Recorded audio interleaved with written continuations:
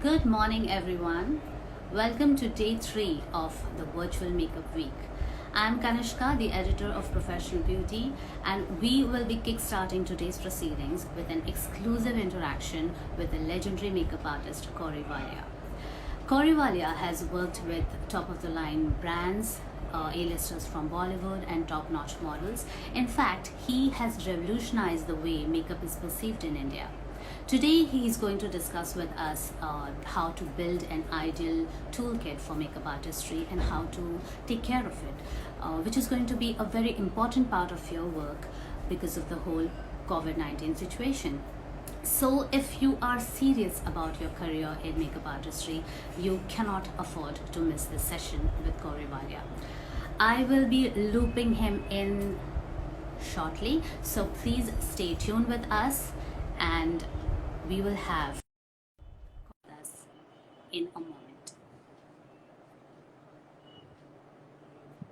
I hope you are ready with your notepads and questions and comments. We'd love to hear from you. Hi, Cory. Hi, how are you? I am good. How are you doing? I'm all right, thank you. Had a little typical situation, lockdown situation, but Oh, I'm okay. And it's great to be with you. And I want to know, so you did your own makeup just now. yes. You look Obviously, fabulous, I don't have a makeup artist at home.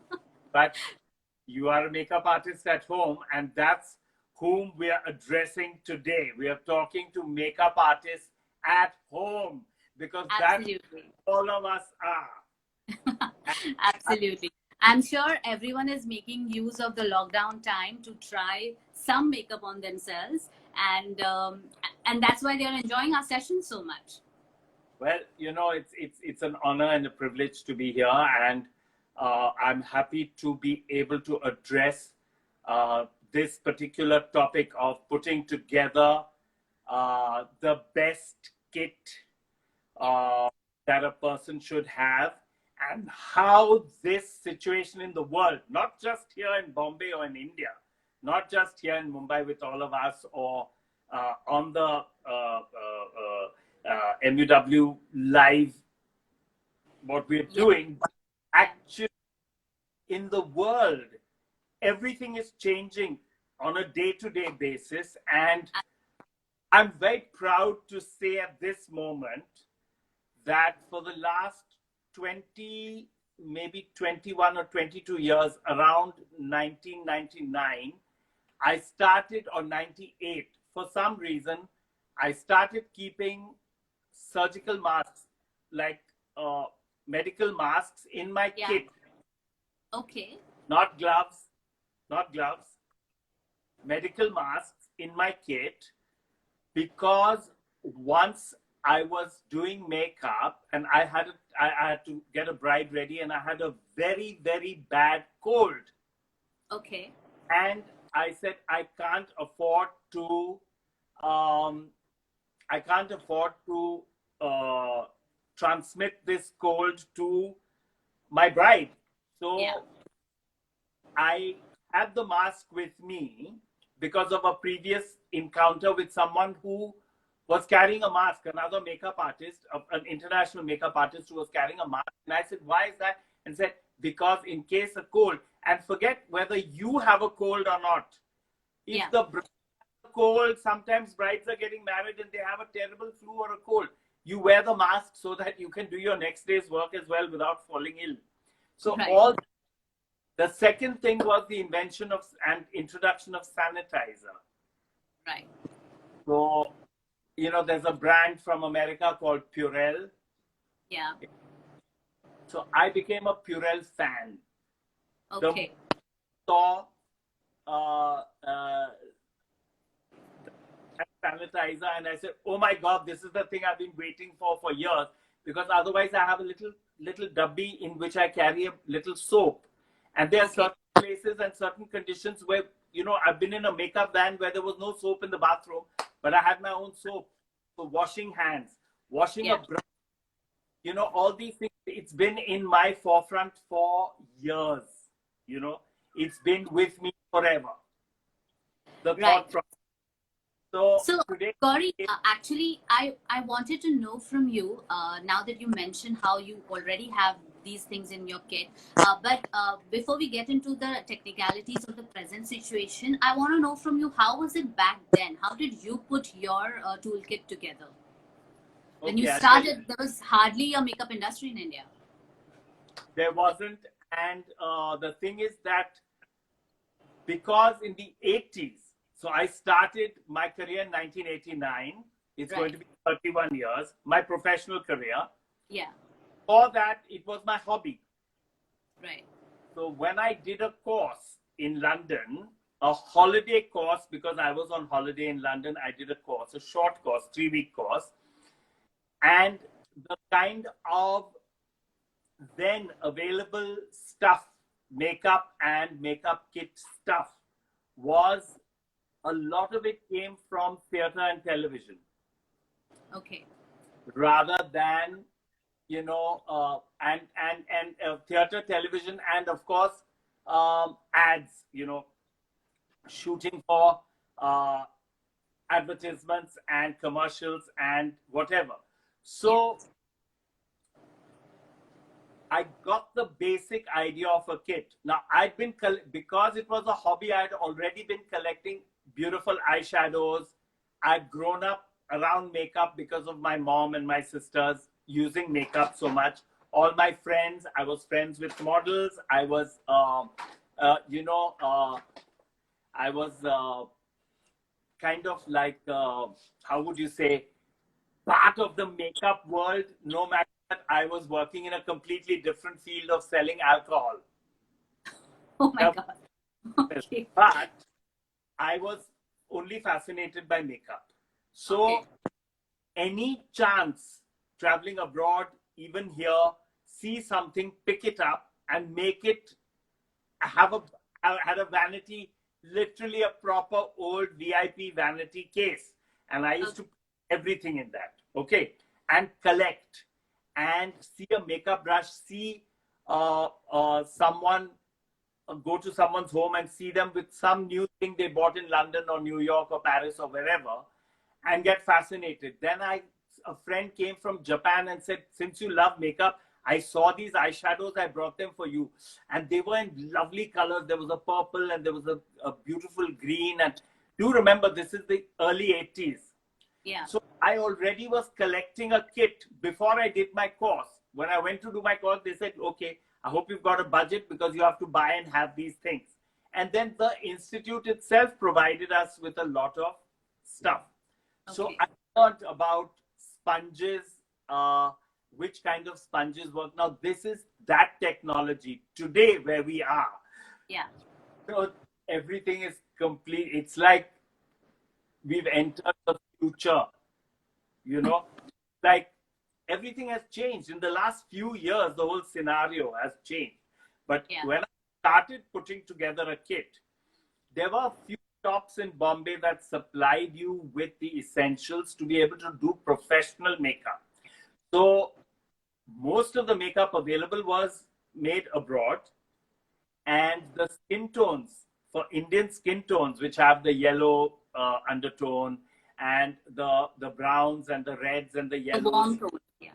the warm tones and the basic, because a lot of the European and white skin tones have the pinks and the blues and the cool undertones and the red, and the foundations, when translated onto Indian skin in professional TVC, at commercial lighting or film lighting, would suddenly turn a very peculiar, ghastly, would reflect back more of the blues from a darker background. And therefore, frankly speaking, certain people with a deeper skin tone, or let's say, the what we call the dusky skin tone, if the wrong type of international foundation was put on their skins, especially of a pinkish tone, on the dark background of the skin, the colors would split. That's how light works, physics. Yeah. Yeah. And the reflection back to the camera or to your eyes was a blue.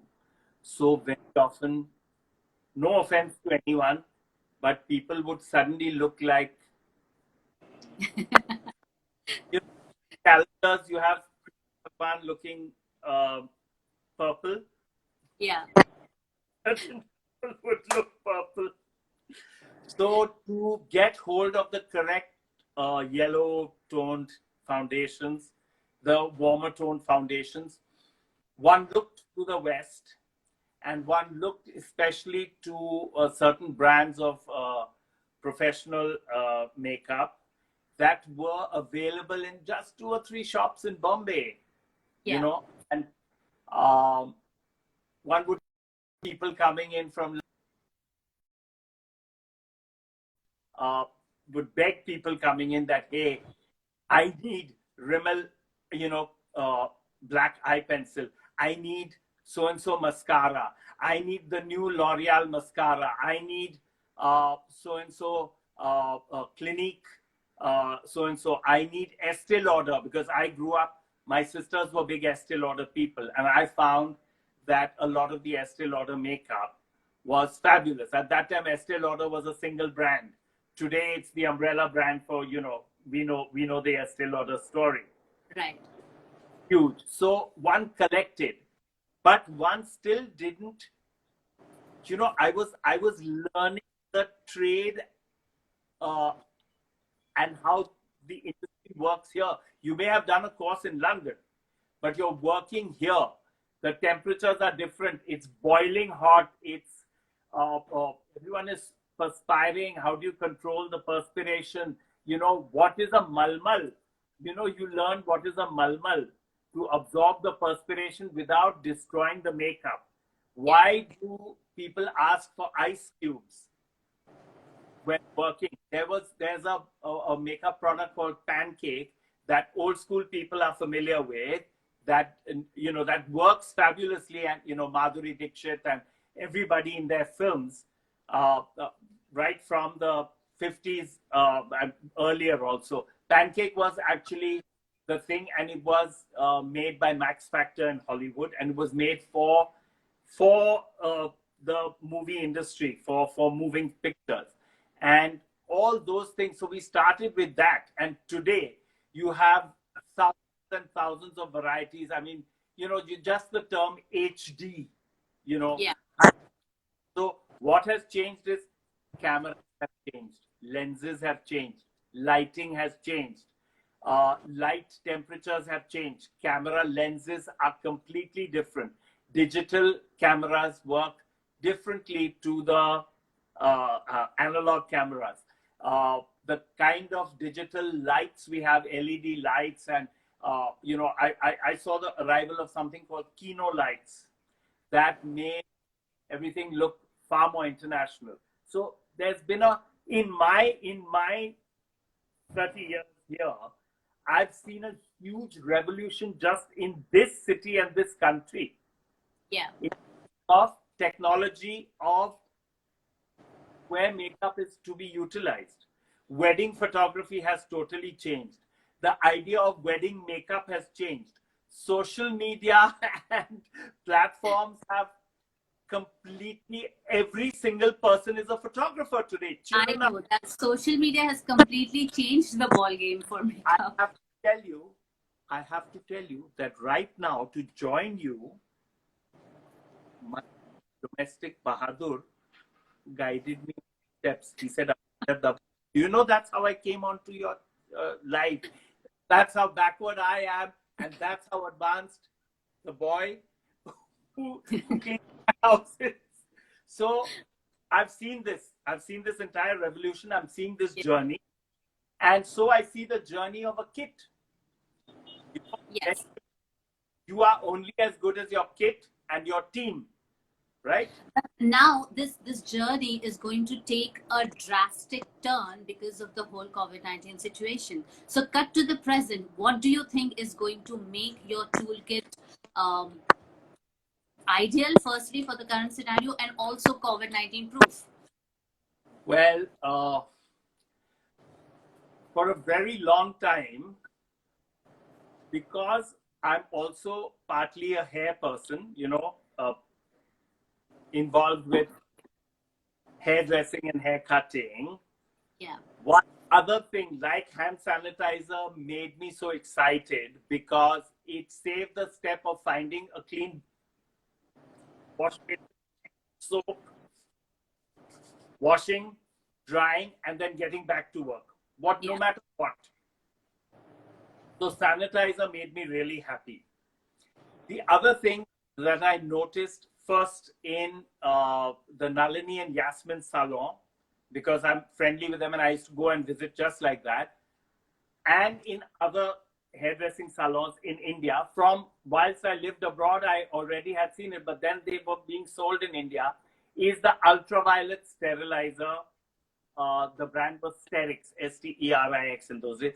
But the ultraviolet sterilizing thing for combs, and between clients, you may not have time to wash, clean, and everything. So ultraviolet light, as we know, kills a lot of pathogens. It kills viruses and bacteria. So I used to be really thrilled, and I have to tell you that while working on Fashion Week, okay, and that Fashion Week is today 20 years old. The concept. Now, I've got 16 models minimum per show, and I have to get them ready 3 times the day for 3 different shows. That's the scheduling. Now, in between, the teams are coming back to us.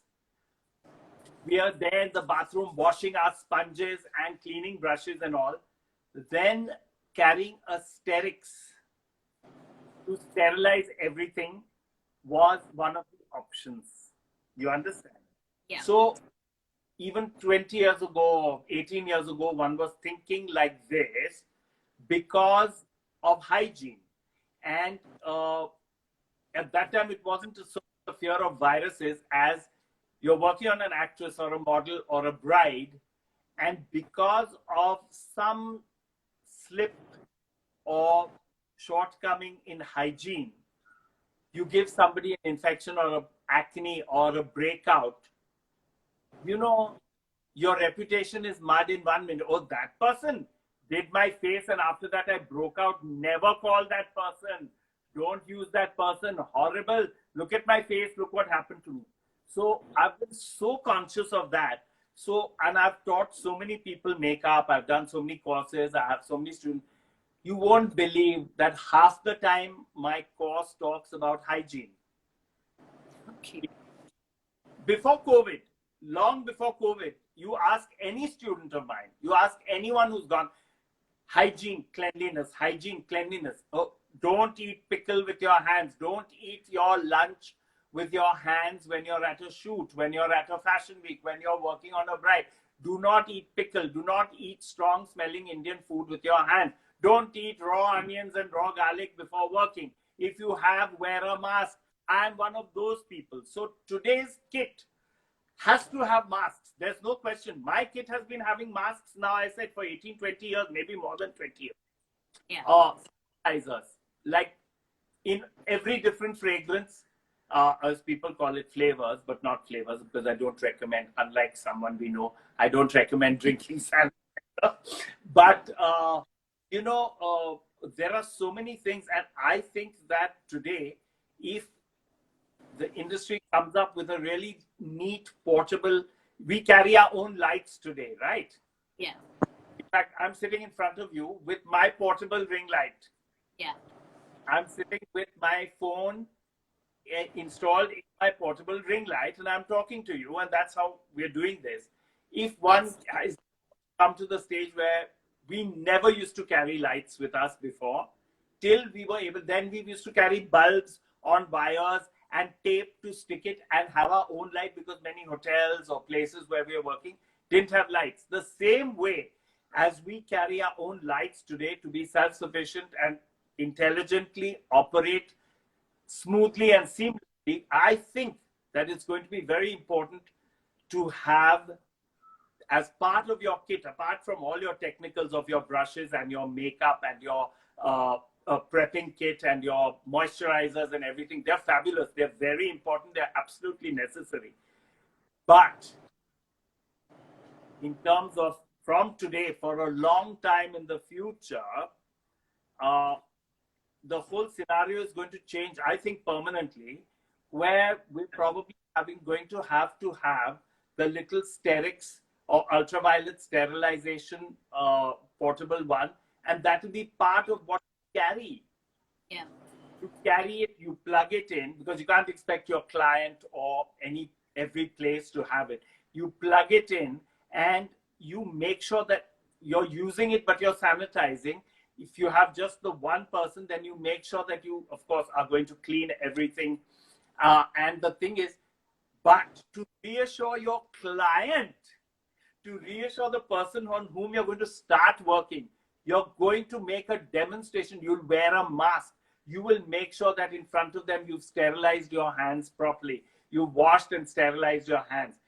Then every single thing that you're going to touch their face with, you put that into the ultraviolet sterilizer in front of them. So your start time each time is going to increase for this.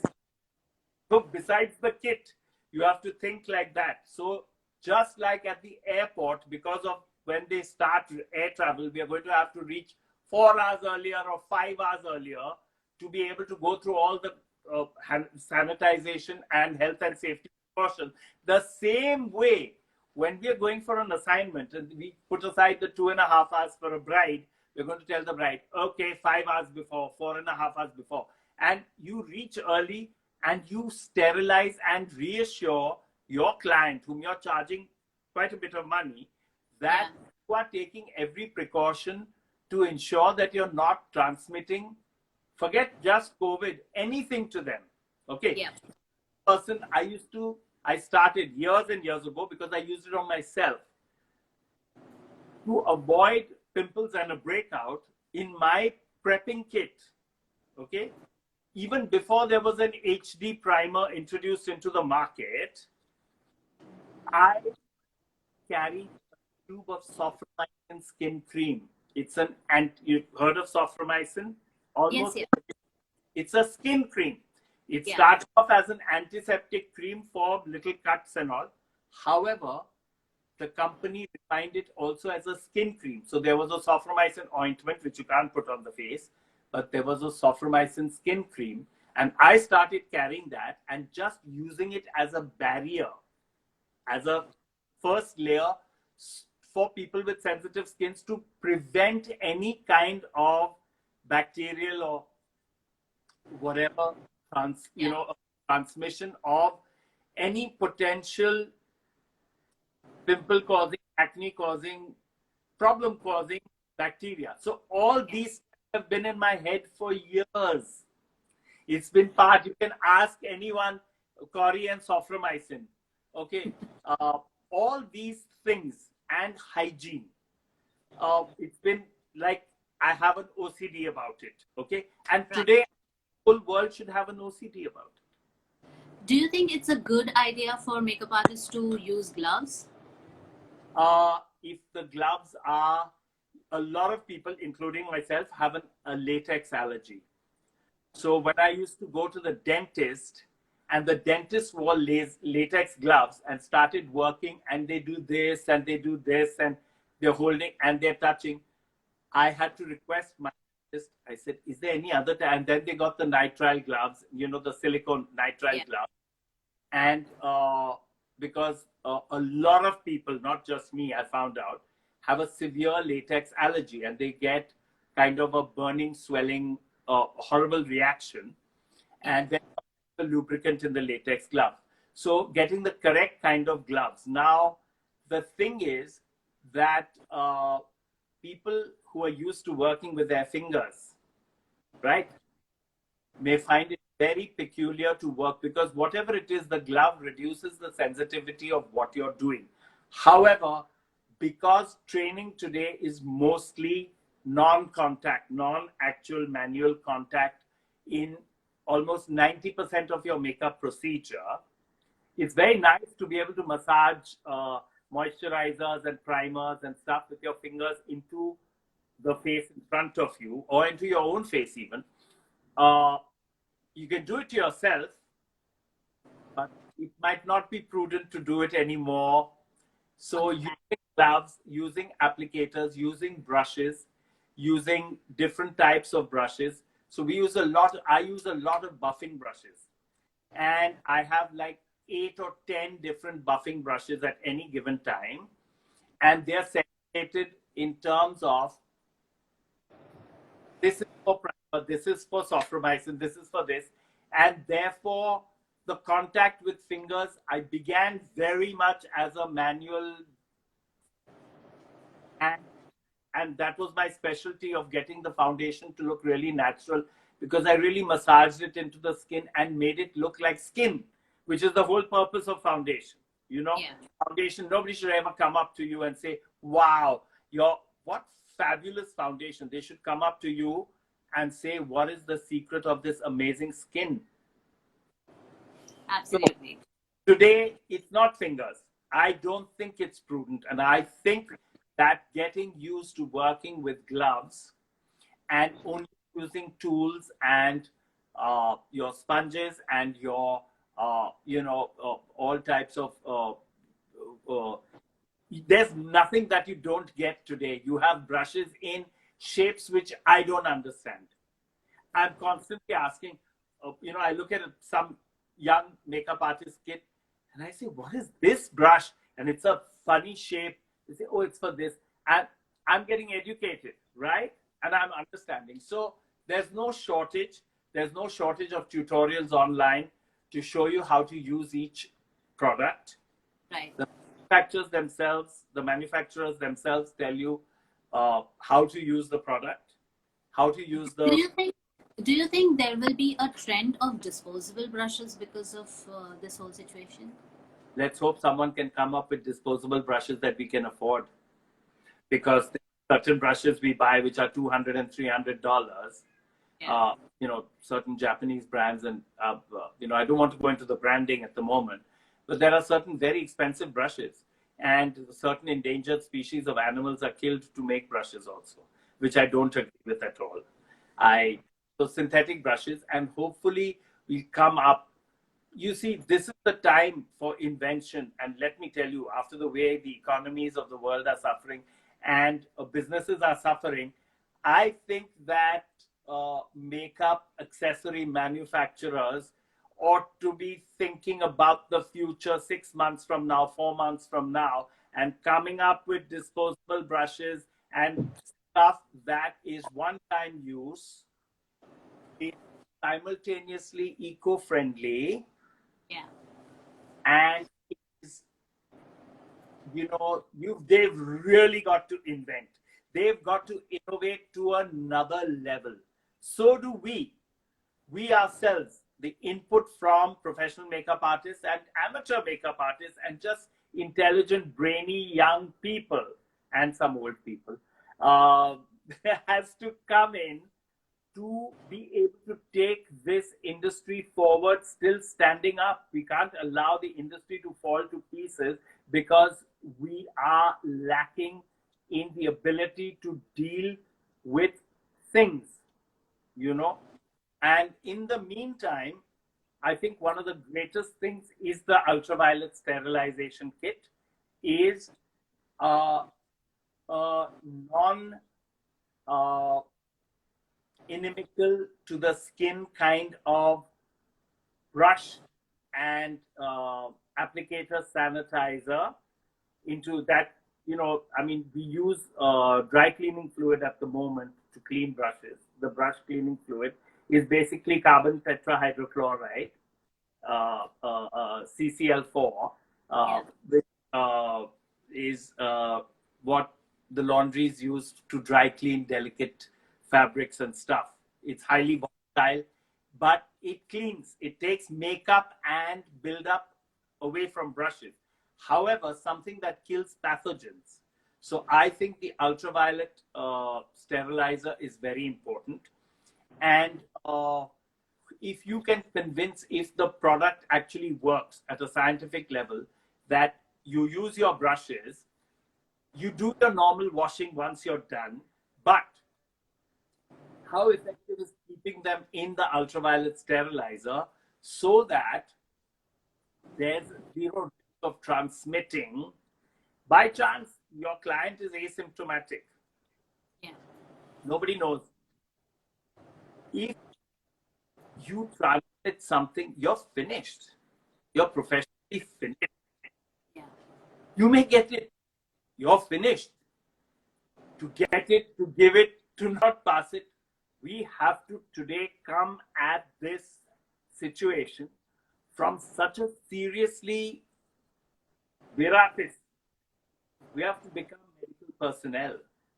I mean, even the salon groups I'm on, even though I'm not a salon owner, salon groups I'm on, we're constantly looking. I mean, there's some of the stuff that is being put out on the internet for the new technology and protective gear and the PPE that is being recommended is this like as if you're at the Center for Disease Control in Atlanta.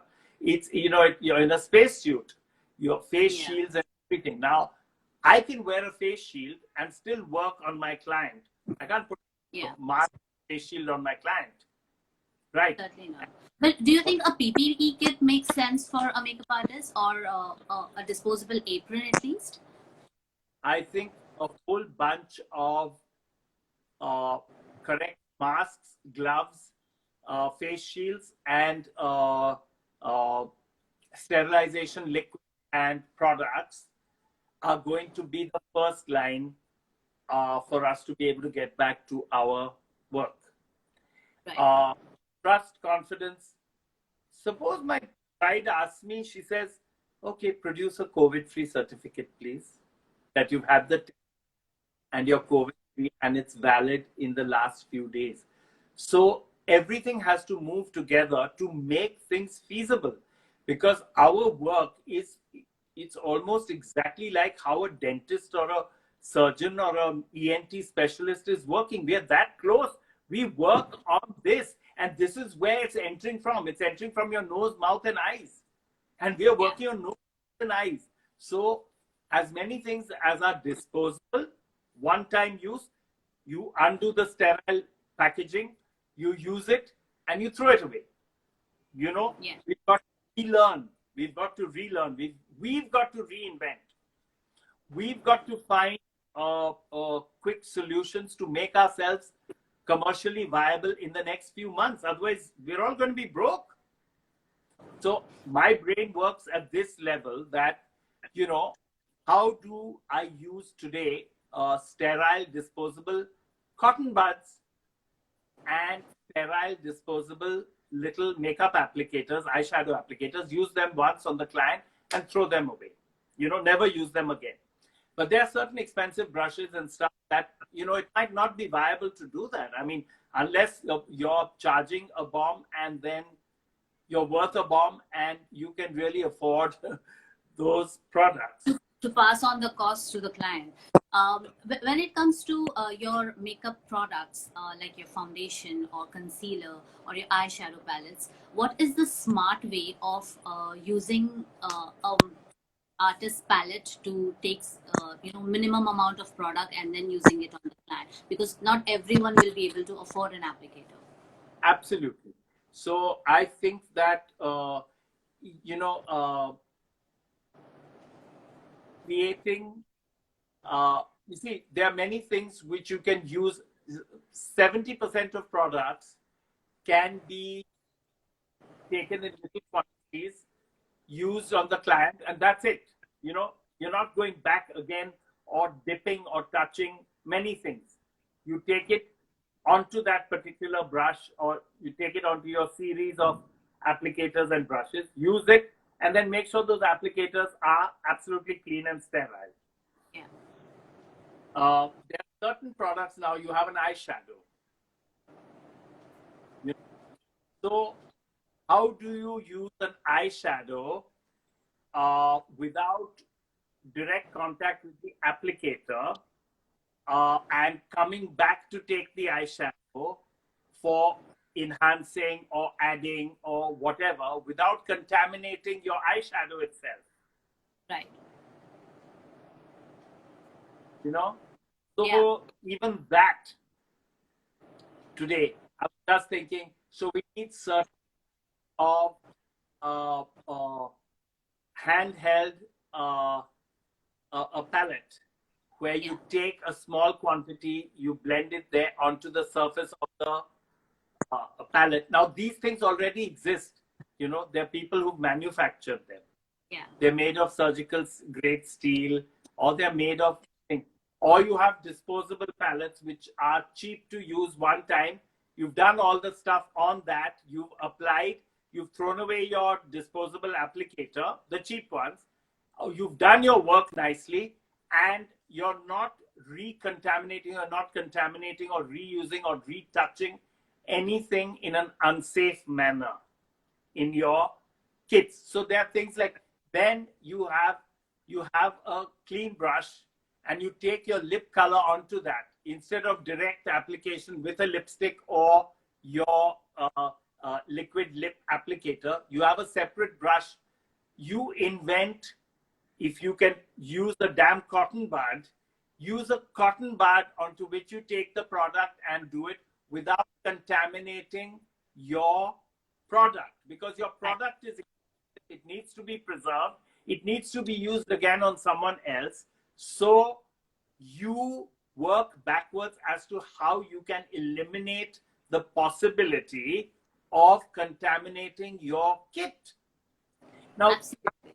COVID, we've been trying to do this for years. So those of us who are aware, and those of us who follow certain practices, hygienic practices in makeup, we are already aware. And lots of people and lots of courses that teach makeup, like I did, the course I did, the lady was fanatical about cleanliness. She's nothing, no smell, no anything go on the face, because it is very, very, very dangerous. And client will sue you for thousands of pounds. Finished. Color. You hear the client is going to sue you for thousands of pounds. You will not repeat that mistake. You know? Yeah. So, but what about products there like are safeguards lip that liner can be and implemented, kajals? I think, with thought, with Right. What about products like lip liners and kajals, which cannot be taken onto another palette? How do you deal with those? So now you reinvent. Now, the one thing that I do, and I've been doing for 25, 30 years about Kajal Pencils, why? Yeah. I use Kajal a lot on myself. Okay? Famous for it. Famous. You would never meet me at night anywhere in a nightclub in the 70s, 80s, 90s without something. Okay? This is me. Yeah. I once lent my Kajal pencil to someone. They used it. I used it back again without a hygiene thought. I got a sty in my eye. Oh my God. From that day. So one of the cleverest things that you can do is, one application, you sharpen the pencil so that entire surface is removed. You wipe it with a tissue. You throw away, you clean the sharpener, you wipe the tip of the pencil clean, and I've been practicing this in my career almost throughout. It works. It works. Never the same. You also keep changing your pencils. Now, for lip liners, the same protocol can apply.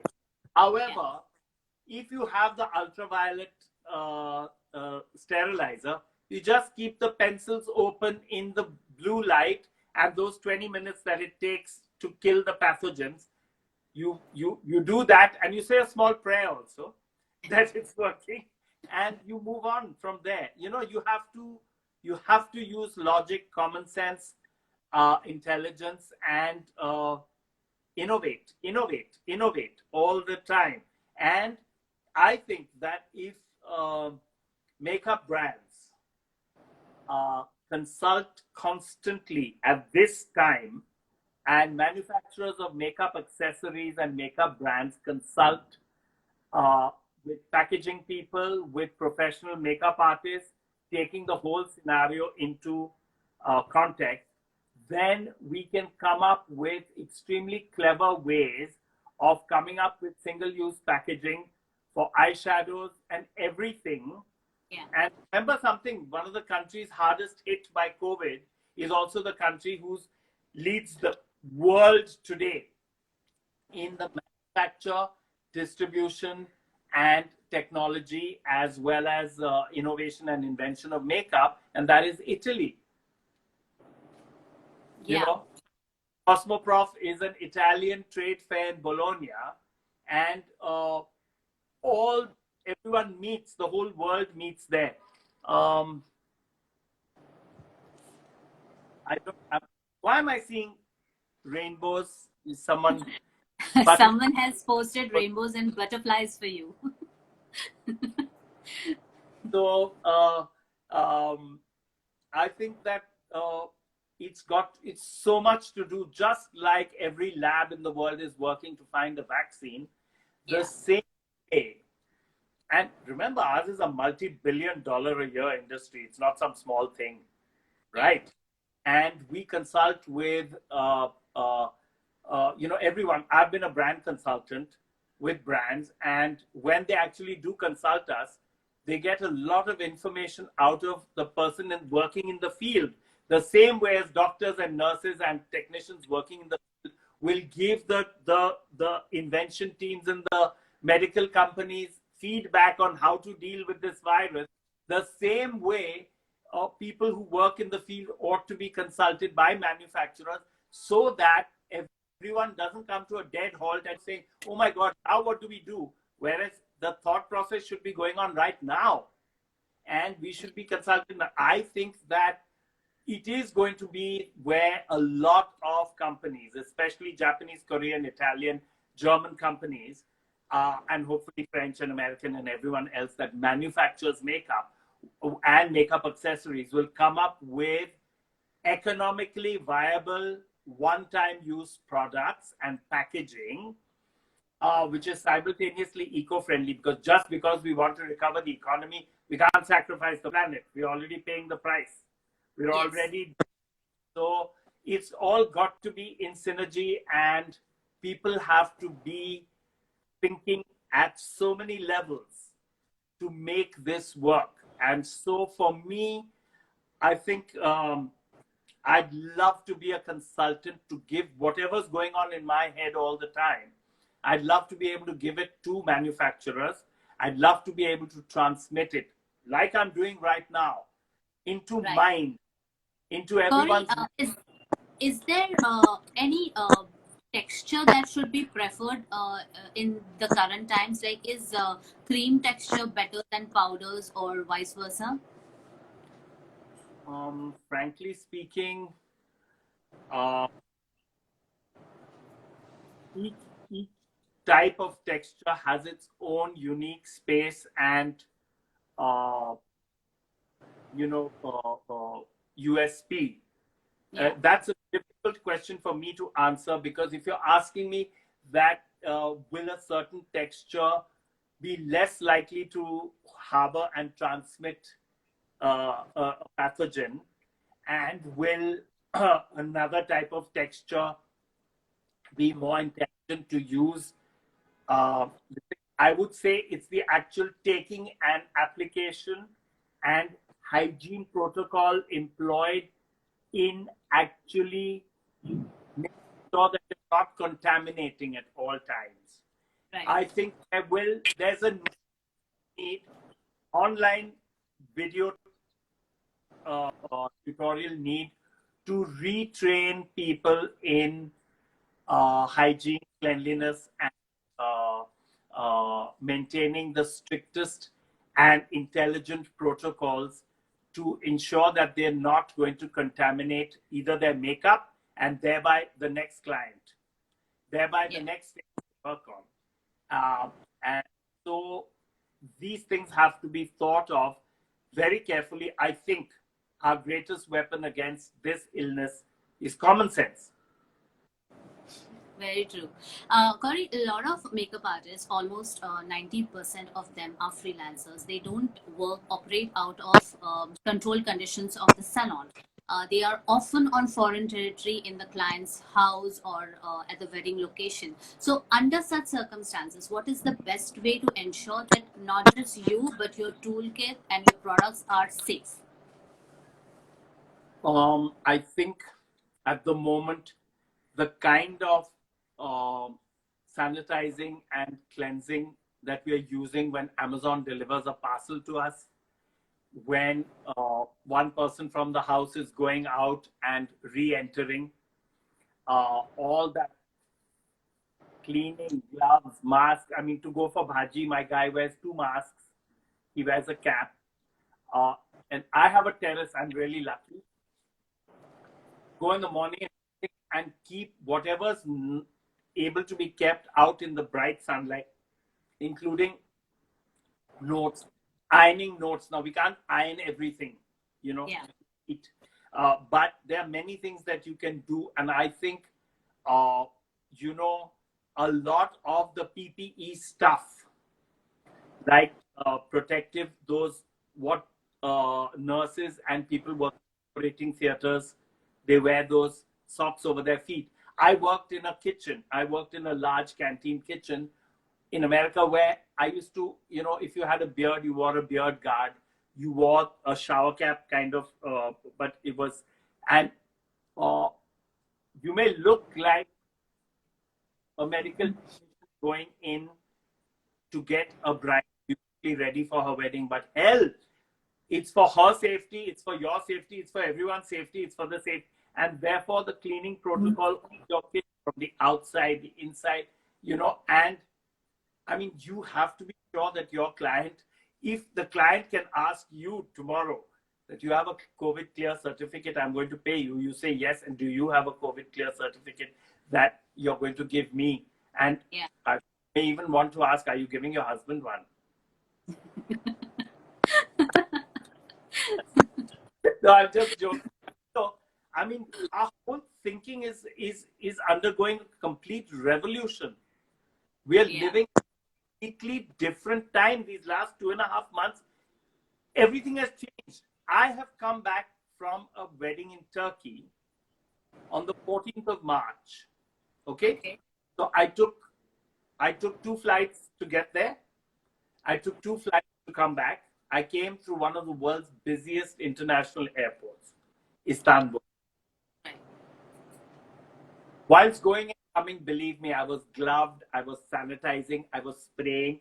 In fact, people were looking, what is this Dettol smell coming? Because my hairdresser and I had taken Dettol solution and Sterilium in spray bottles from here, and we were spraying aircraft, the seat belt, everything. You know, the air hostess was coming and I was doing shh and cleaning and whatever. It was paranoid. I mean, paranoid. But look at us today, we're living in paranoia. So the same way, I mean, I've come back, I haven't left my home. It is today, I know it's my 60, today is the 20th. So today is my 67th day without going down my steps. Okay? Yeah. And some people say, oh, it's a hysterical reaction, don't be so paranoid. Whatever.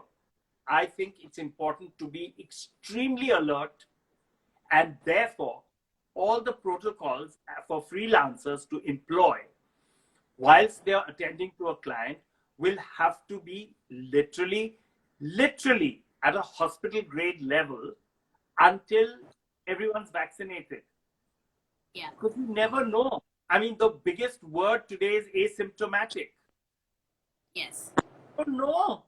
You don't know. You're taking all the precautions and praying and hoping, but you don't know. Because some person who's not taking the precaution may just have been careless, but still healthy enough that nothing has happened. But so it's got to be both ends extremely cautious, extremely alert, extremely careful.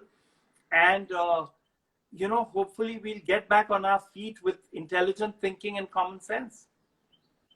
Absolutely. We are all hoping for that. And now that the salon industry is opening up, there is a possibility that makeup artists will also start going back to work. So to put this whole session in a nutshell, OCD for cleanliness is something that you should be aiming at developing for yourself as a professional if you don't have it already, and that is the way forward. And like you rightly said, Cory, you don't know what the other person, whether he's asymptomatic or not, what kind of surfaces you're dealing in. So you have to carry your arsenal with you and have hospital level of sanitization around. I love the fact that you use the word arsenal, because that is the word in my head. And Yes. on health and hygiene security, because nothing is worth having to grapple with something that the world is dealing with on such a serious war footing. You know, Yeah. it's not a joke. I mean, we are in lockdown all around me, and many of us are from the western suburbs and town, and everything is in lockdown. I mean, the areas next to us are containment zones right next door. You know, Andheri West, Bandra, everywhere. It's crazy. Yeah. It's scary and it's crazy, and therefore we have to respond in a similar manner. I'd love to be only giving optimistic, uh, la la la, happy stuff on a live chat. But the reality is, there's no upper limit to your caution, to your precautions, Yeah. to your methods and methodologies and measures to keep yourself, your client, and since we're talking professionals here, you know, it is about clients and us. Eventually, it's the face in front of you. You know, none of us is a Devi who has 16 hands so that we can work on 8 or 10. We work on one face at a time, and ensuring that your approach, your hand protocol is very well thought through, that the companies are going to help us, as you said, you know, one-time use products, single-use packaging, you know, just that much eyeshadow in little disposable things or whatever. We will adapt. We are clever people. We are artists, and we are innovative and inventive, which is why we are artists, you know, and each one of us may do a course, may have a teacher, uh, uh, but everyone is an individual whose brain works individually and they think. And therefore, I think that if all of us get together with our individual brain capacity and our intelligence and our innate Indian jugaad and other things, without wanting to take the Indian shortcuts in health and hygiene, then we can overcome. Right. And No on that shortcuts. note, on that note, we end this live session. Thank you so much for being a part of this, Cory. It was lovely having you, and the My pleasure. information you gave absolutely mind blowing. I'm sure it's going to help every makeup artist who's watching us. I certainly hope so. And good luck, everyone, and all that. And hopefully, speaking, one of the greatest boons will be really well made, well fitting gloves for us, because, oh my God, it can be a real problem. It takes up to 10 minutes to put on one glove sometimes. It's horrible. I do it. I tried it. I know it. So, yes, stay safe, stay healthy. Don't take shortcuts. Don't take risks. Be intelligent, inventive, and think rationally with common sense and logic. And Okay. Bye bye. Thank you.